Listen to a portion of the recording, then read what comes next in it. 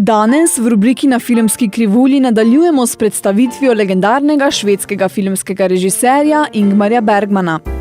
Prvi film, posnet po njegovem lastnem izvirnem scenariju, je film Zapor, ki je bil finančni polom. V obdobju 10 let je nato napisal in režiral še več kot ducat filmov, izmed katerih velja izpostaviti The Naked Night ter Poletje z Moniko, oba iz leta 1953. Prvi večji mednarodni uspeh pa je doživel šele leta 1955 s filmom Nasmeh poletne noči, ki je osvojil nagrado v kategoriji Best Poetic Humor na filmskem festivalu v Cannesu.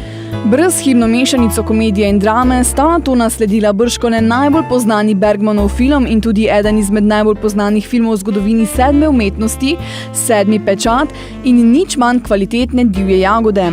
Oba sta v razmiku 10 mesecev izšla leta 1957 na Švedskem. Sedmi pečat je med drugim dobil posebno nagrado strokovne žirije in nominacijo za Zlato palmo na filmskem festivalu v Cannesu.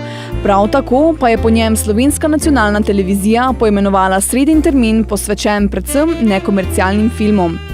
Tudi Divje jagode so tako Bergmanu kot tudi glavnemu igralcu Viktorju Sjöstromu prinesle številne prestižne nagrade in nominacije. Od leta 1960 je Ingmar večino svojega življenja preživel na otočku Faro ob švedski obali, kjer je ustvaril tudi nekaj svojih najboljših filmov.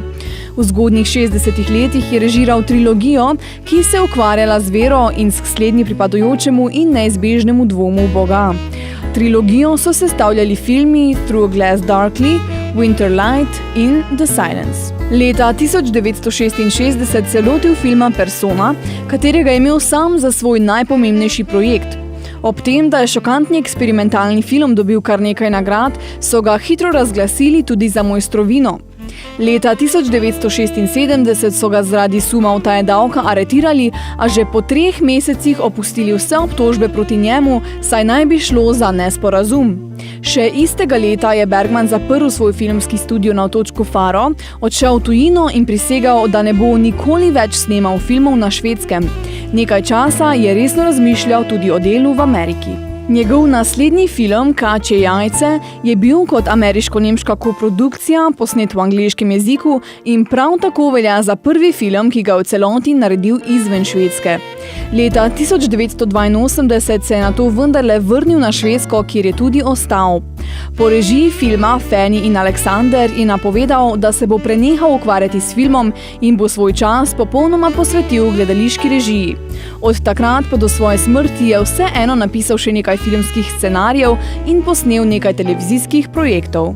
30. julija leta 2007 je na isti dan kot italijanski filmski velikan Michelangelo Antonioni, star 89 let, umrl v spanju. Neprekosljiv mojster psihološke drame je režiral več kot 50 celovečernih filmov in na oder postavil več kot 100 gledaliških predstav. Preko svojih filmov je pomagal karieram številnih sedaj znanih švedskih igralcev oziroma igralk, med drugim Maxu von Sydowu, Bibi Andersson in Liv Ullmann. Za svoje delo je med drugim prejel 3 Oskarje za najboljši tuji film, nagrado Irvinga G. Thalberga leta 1970 in Palmo vseh palm, nagrado za najboljšega režiserja vseh časov na filmskem festivalu v Cannesu leta 1997. Naj zaključim z njegovo mislijo. Film je lahko kot sanje, film je lahko kot glasba. Nobena umetnost nas ne prevzame na takšen način kot film. Slednji gre neposredno do naših čustev, globoko v temne sobane naše duše.